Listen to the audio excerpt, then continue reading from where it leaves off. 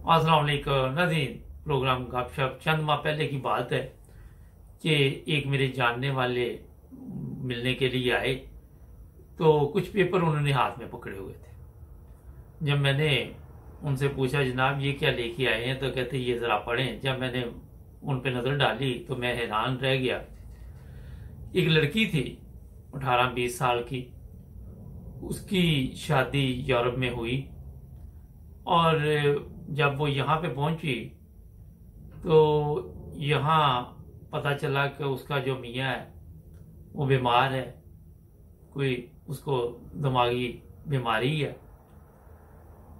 और फिर उस लड़की ने ये दरख्वास्त जो भी थी एप्लीकेशन अदालत में भेजी कि मैं इस लड़के के साथ नहीं रहना चाहती।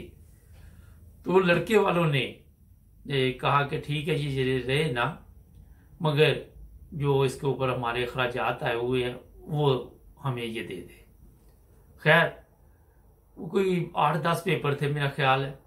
मैंने वैसे ऑफिस में रखे हुए थे, किसी दिन देखूंगा, दोबारा पढ़ूंगा उनको। जब मैंने उन पर नज़र डाली तो वो कोई 22,000 यूरो का एरो का जो उन्होंने कहा था जी हमारा खर्चा हुआ शादी पे वो हमें दे दे, तकरीबन इतना था। जब मैंने पढ़ा कि 22,000 एरो या यूरो जो भी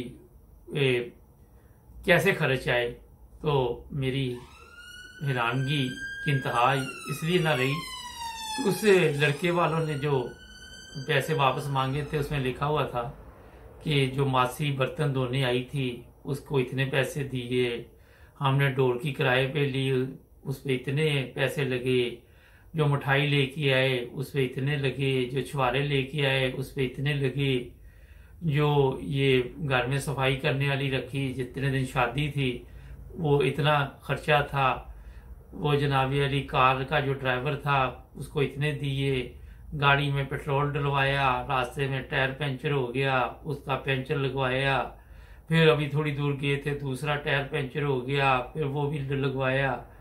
और इस तरह वो एक बिल बना हुआ था बड़ा लंबा चौड़ा। ये मैंने चंद चीज़ें आपको बता दी हैं। उसमें ये भी लिखा हुआ था मुंह दिखाई इतनी दी, उसके बाद जनाबी अली जो शादी का जोड़ा बना उस पर इतना खर्चा आया, जेवरात इतने के डाले, जो खाना पकवाया गया उस पर इतना खर्चा आया, जो खाना पकाने वाला था उसको ये दिया, मेहंदी का खाने पे इतने लगे, और हमने इसको कुछ गिफ्ट भी दी है जिसमें ये परफ्यूम है, घड़ी है और भी चीज़ें थी। और उसमें ये भी लिखा हुआ था कि शादी के लिए लड़का जो कटिंग करवाई, फिर वो चेहरे पे वो क्या कहते हैं वो जो आजकल पाकिस्तान में यार मेरे ज़हन से निकल गया है, फिशल करवाया। तो वो लगा लगू के तो उन्होंने जनाब यह लीडा उसमें बिल कोई 22,000 यूरो का बना के ना तो उनको भेज दिया हुआ था किसी के जरिए, और जिसके जरिए आया उसकी अक्ल पे भी मुझे अफसोस हो रहा है। खैर अदालत में लड़की ने खुला अप्लाई किया हुआ था। अब पता किया कि मसला असल अब क्या है कि सुलह सफाई की कोई इसमें है गुंजाइश, क्योंकि यहाँ पे जो लड़कियां आती हैं वो आपके इल्म में है कि अगर लड़का या लड़की कोई भी है वीज़ा एक के पास है या जर्मन पासपोर्ट है या इंग्लैंड का पासपोर्ट है या कोई भी है तो दूसरे को उसी बेस पे वीज़ा मिलता है।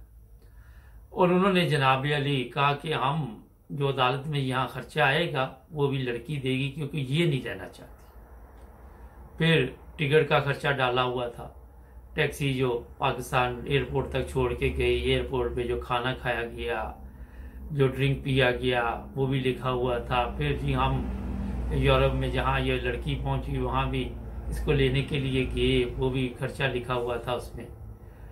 पता नहीं वो तो बड़े लंबे चौड़े थे, अब वो पेपर अगर मैं पढ़ूँ तो मेरा ख्याल पूरा दिन गर्क हो जाए। खैर जो बात मैं बताने वाला हूँ वो ये है कि जो वालिदैन पाकिस्तान में हैं वो यूरोप में रिश्ते करते हैं, अमेरिका कनाडा में, वो पहले पता किया करे कि ये लड़के का दिमाग ठीक है या लड़की का दिमाग ठीक है। होता ये है कि जैसे ही कोई पाकिस्तान में रिश्ता जाता है हम लोग बिल्कुल ही ना सुनते हैं कोई बात, ना देखते हैं, ना इंक्वायरी, ना पता, ना लेना ना देना, हम कहते हैं जी पकड़ लो बस जी, यहाँ पाकिस्तान में भूख और अफलास है, तो बेहतर ये है कि हम जितनी जल्दी हो यहाँ से निकल जाएं। जब वहाँ जाके लड़की जो मर्जी करे। फिर जब ये लड़कियां यहाँ आती हैं, पिछले दिनों मैंने एक जगह पता किया तो पता चला कि 3 लड़कियां एक वहाँ पे जो सियासी पनाह वाले कैंप हैं वहाँ मौजूद हैं, और तीनों की अलग कहानियां, 3 औरतें 3 कहानियां ली साहब। तो मकसद इस प्रोग्राम में आपको जो मैं नसीहत करनी चाहता हूँ वो ये है कि एक तो पता किया करें कि जिस फैमिली में आप रिश्ता कर रहे हैं उनकी कमीनगी का म्यार क्या है।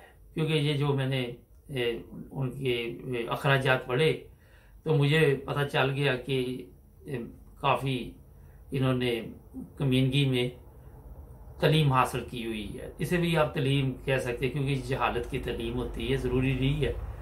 तो अफसोस भी हुआ, और फिर मैंने कहा मैं अपने तौर पर ज़रा पता करता हूँ कि वाकई ये लड़का बीमार है या लड़की ने कोई बहाना बना दिया है, कोई शायद उम्र का फ़र्क हो या कोई ऐसा मामला हो।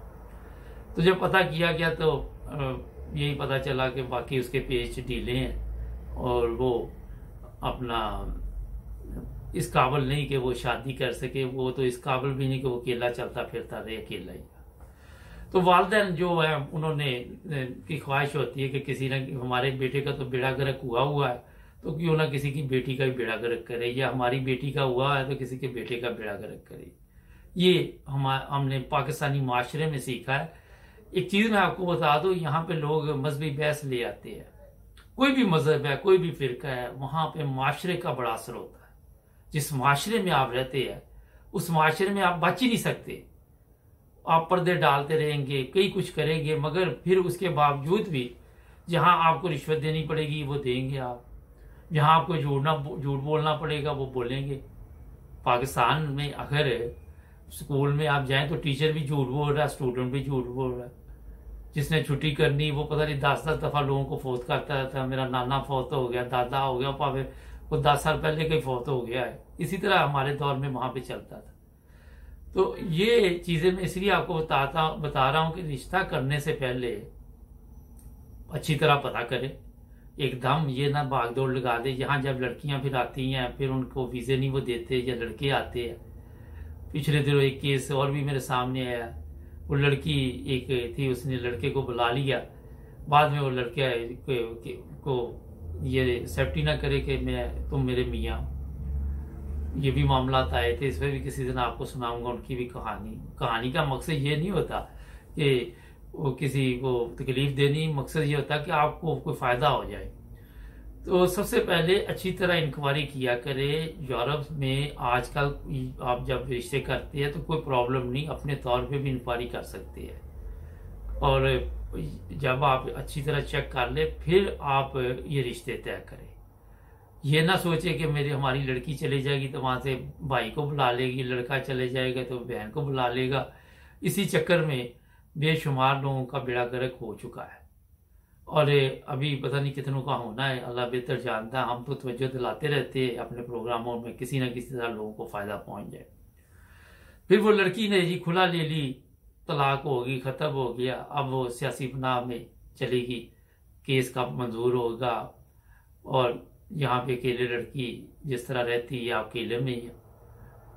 जर्मनी, यूके, यूरोप में एक तरह के हालात है, और वहाँ पे प्रॉब्लम ये है कि जो लोग कैंपों में रहते हैं उनके जो वॉशरूम है वो सबके मुश्तरका होते हैं, किचन मुश्तरका होते हैं। फिर वहाँ पे और भी मसाइल पैदा हो जाते हैं, कई केस सामने भी आ जाते हैं, कई कुछ सामने आता है, कई दफ़ा मामला बिगड़ भी जाते हैं। ऐसे भी मामला सामने आए, कैंपों में लड़ाई झगड़े शुरू हो जाते हैं। तो जो भी कदम उठाएं बड़े अच्छे तरीके के साथ सोच समझ के, उसमें लालच इतना पैदा ना करे। जिसका भी रिश्ता लड़का या लड़की है उसका कार्य तो पहले उसकी ज़िंदगी के बारे में भी सोचे। जो लोग फौरी तौर पर हमारे वहाँ ऐसे लोग हैं जो कहते हैं बाहर चले जाए देखी जाएगी, तो वो बाद में जो उनके घर से तो वो बाहर चला गया। अब ये जो बंदा भी यहाँ या लड़की आई उसके लिए जो मसाइल यहाँ पे बने ससुराल में अगर वो रह रही है तो वहाँ पे प्रॉब्लम है, अगर वो मियाँ के साथ अलहदा रहना चाहती है वो भी मसाइल है, बेशुमार मसले हैं। अब मुझे ये नहीं लिखना शुरू कर देना कि आपको हमारे घर की बातें कहाँ से पता चली, क्योंकि होता है ये, जब मैं इस तरह का प्रोग्राम करता हूँ तो लोग फिर लिखना शुरू कर देते हैं ये हमारी कहानी किसने भेज दी। ये बेशुमार घरों की कहानी है जो मैंने मुश्तरका तौर पर आपको बताई है, तो इससे आप फ़ायदा उठाएं और इसे एक मशवरा समझें। बाकी आपकी मर्जी, आपके बच्चे हैं, ज़िंदगी आपने जीनी है, उन्होंने जीनी है। हमारा काम है कि आपकी तवज्जो जो यहाँ पे माशरे या यूरोप में मसाइल बने हुए हैं जो हम अपने माशरे से लेके आए हुए हैं उस पर, ताकि आपकी तवज्जो जो लेके आए। हमारे चैनल को सब्सक्राइब कर ले, जुड़े रहे हमारे साथ, मिलेंगे नए प्रोग्राम में। अल्लाह हाफ़िज़।